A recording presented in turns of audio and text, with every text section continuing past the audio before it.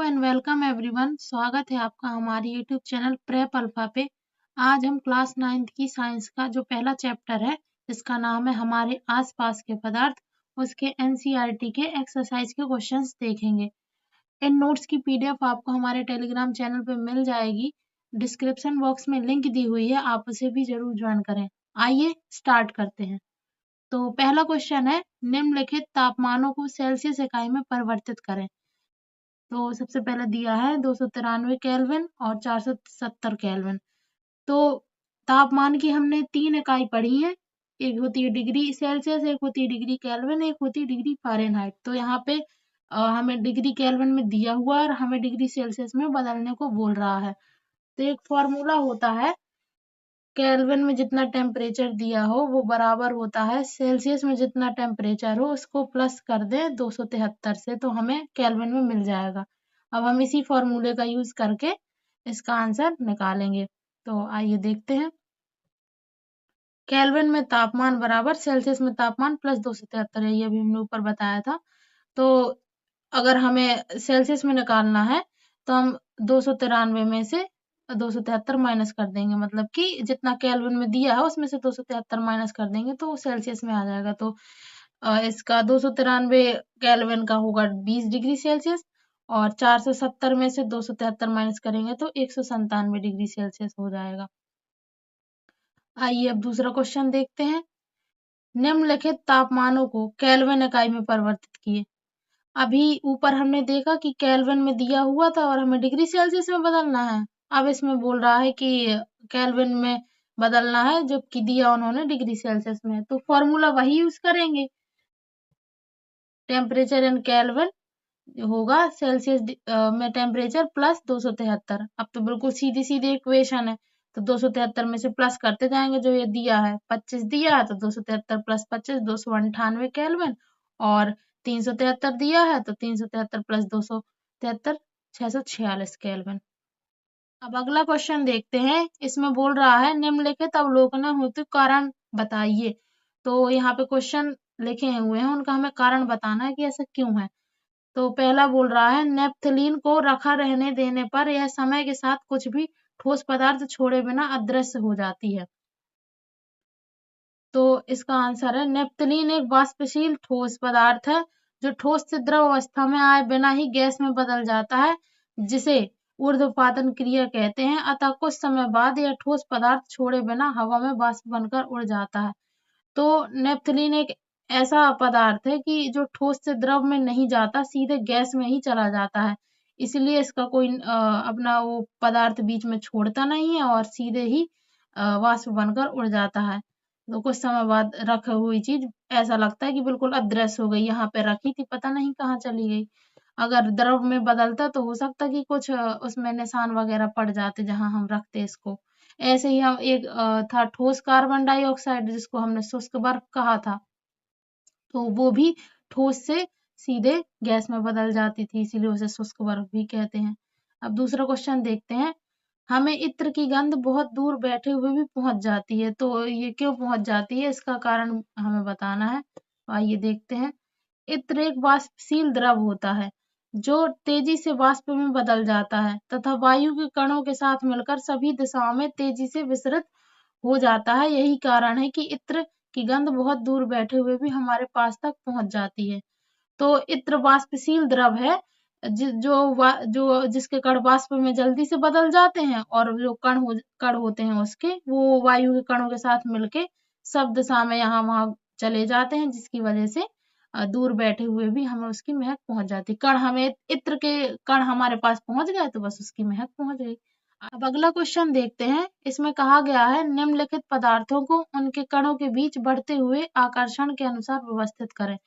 तो जो पदार्थों में हमने पढ़ा है कि पदार्थ के अंदर जो कण होते हैं उनके बीच में आकर्षण बल लगता है, तो उसी के बढ़ते हुए क्रम में हमें लगाना है इन्हें। पहला दिया है जल, दूसरा दिया है चीनी, तीसरा दिया है ऑक्सीजन।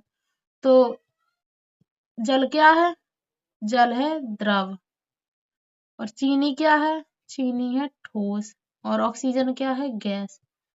तो हमने पढ़ा था कि जो द्रव होता है इनके कणों के बीच में आकर्षण बल होता है काफी होता है, लेकिन ठोस के मुकाबले कम होता है। और गैस में तो सबसे कम आकर्षण बल होता है।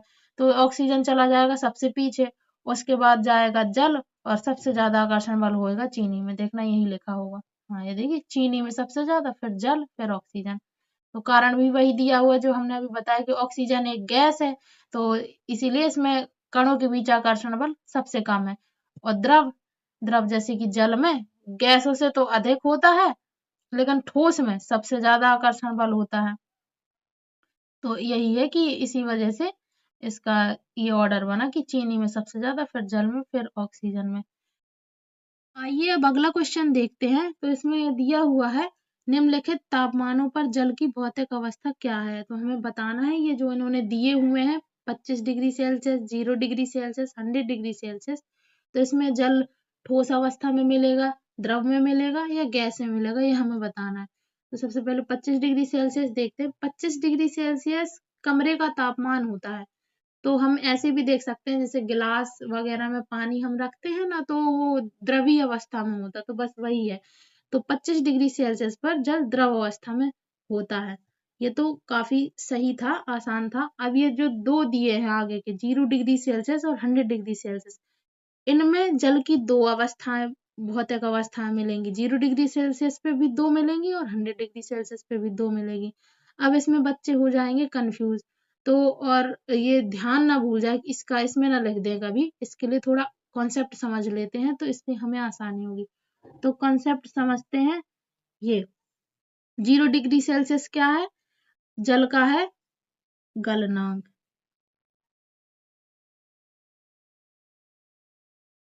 और 100 डिग्री सेल्सियस है, 100 डिग्री सेल्सियस है जल का क्वथनांक।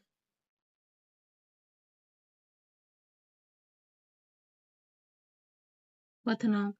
तो गलनांक में क्या होगा? गलनांक में, चाहे अभी ये तो जल की बात हो रही है, तो जल से केवल ये मतलब है कि 0 डिग्री सेल्सियस पे गलनांक होगा और 100 डिग्री सेल्सियस पे क्वथनांक होगा। अगर कोई और पदार्थ होता जल के अलावा, तो गलनांक के लिए तापमान बदल जाता, क्वथनांक के लिए तापमान बदल जाता। लेकिन ये जो दो दो अवस्थाएं साथ में रहने वाली बात है, ये उनके लिए भी सच होती। तो गलनांक में दो, किसी भी पदार्थ की दो भौतिक अवस्था मिल जाएंगी। जैसे जल के लिए है, तो इसके लिए ठोस यानी कि बर्फ मिलेगा, जल के केस में बर्फ, कोई और होगा तो कुछ और इसमें मिलेगा द्रव भी गलनांक वाले टेम्परेचर पे।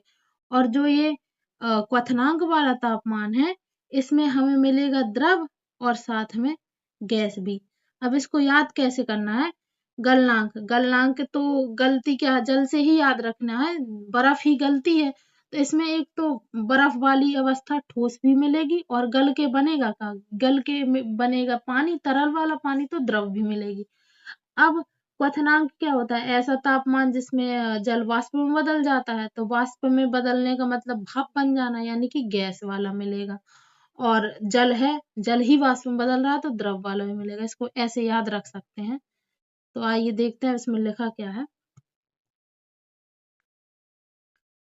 देखिए, 0 डिग्री सेल्सियस पे जल ठोस अवस्था तथा द्रवीय अवस्था दोनों में हो सकता है, क्योंकि जल का है मान, यानी कि जल जमेगा किसमें, तथा बर्फ, बर्फ पिघलेगी किसमें, वो दोनों 0 डिग्री सेल्सियस पे हैं।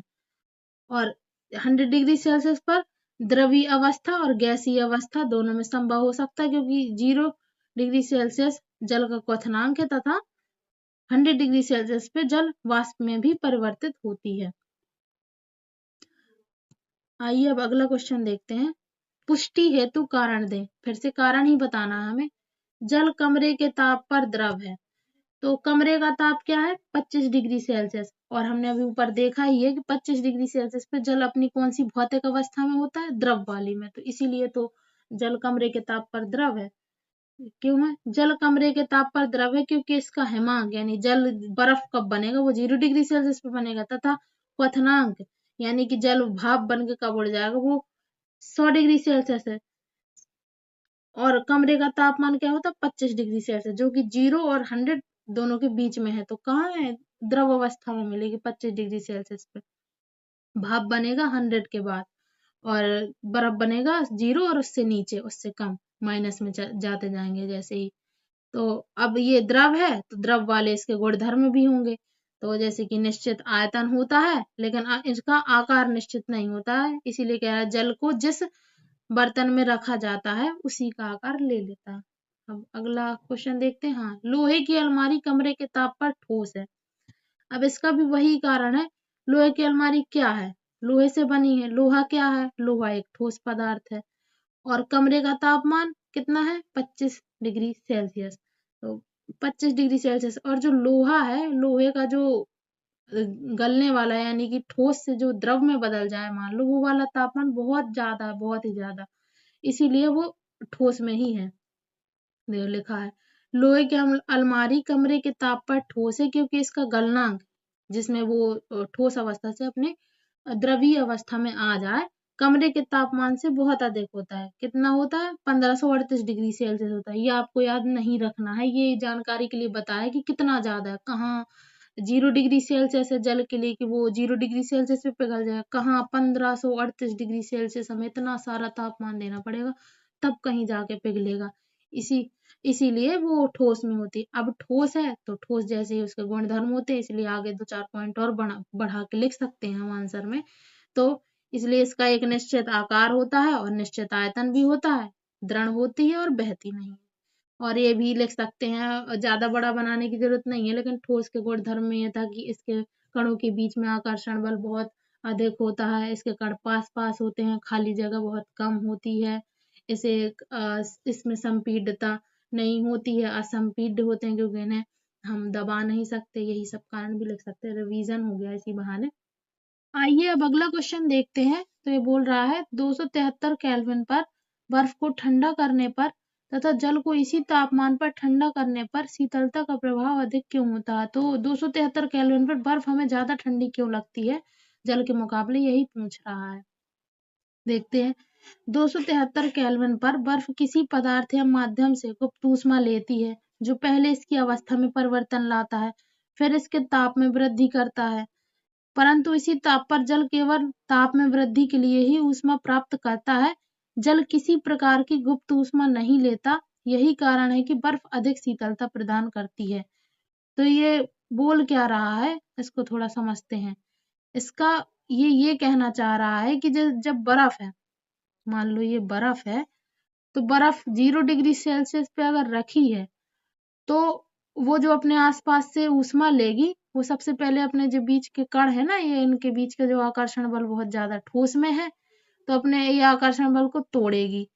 तोड़ के दूर दूर होंगे तब जाके ये द्रव में बदल पाएगी। अब द्रव में जब बदल रही है तो ऊष्मा इसमें खर्च हो गई। जो ऊष्मा खर्च हो गई, पहली बात तो उसी को इन्होंने गुप्त ऊष्मा बोला है, वही गुप्त ऊष्मा कहलाती है। अब जो तापमान बढ़ेगा, वातावरण का बढ़ेगा, जो ये ग्रहण करेगा, तब उसका तापमान बढ़ेगा, मतलब 0 डिग्री सेल्सियस से थोड़ा बढ़ेगा, हमें थोड़ा गरम गरम लगेगा।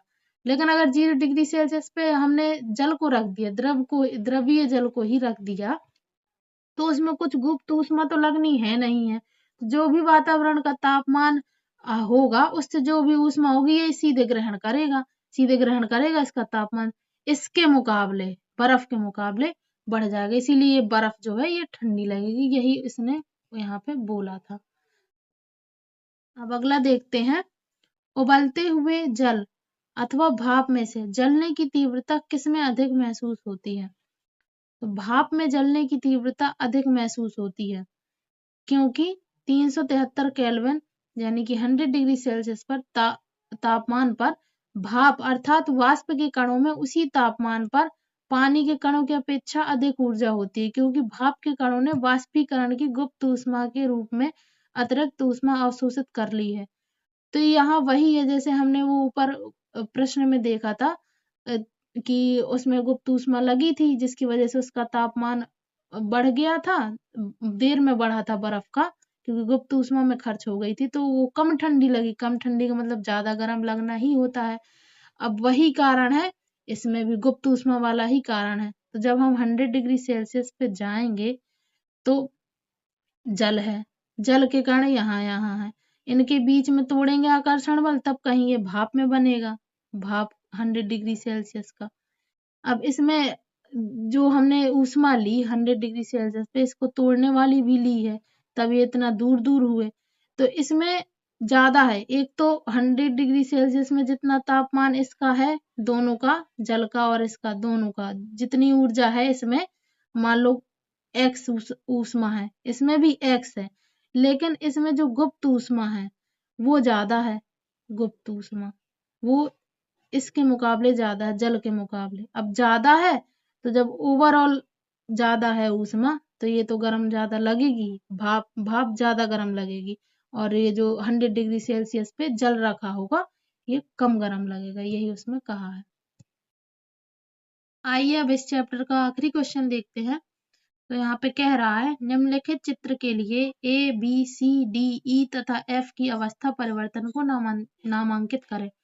तो ये जैसे ठोस से द्रव बदल रहा है, ए बोल दिया, और द्रव से गैस बदल रहा है, बी बोल दिया।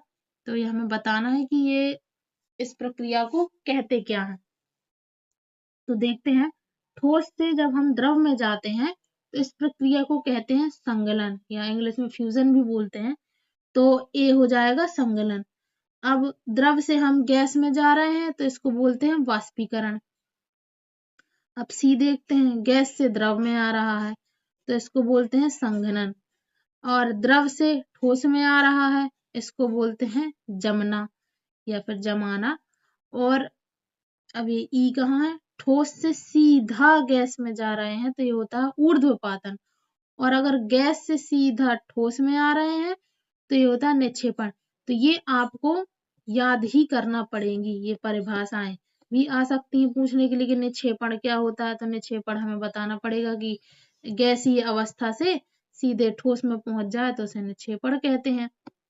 मान लो संगलन पूछ ले तो कहना है कि ठोस से सीधे द्रव में परिवर्तन हो जाए किसी पदार्थ का तो उसे संगलन कहते हैं। तो ये आप परिभाषाएं याद कर लीजिएगा।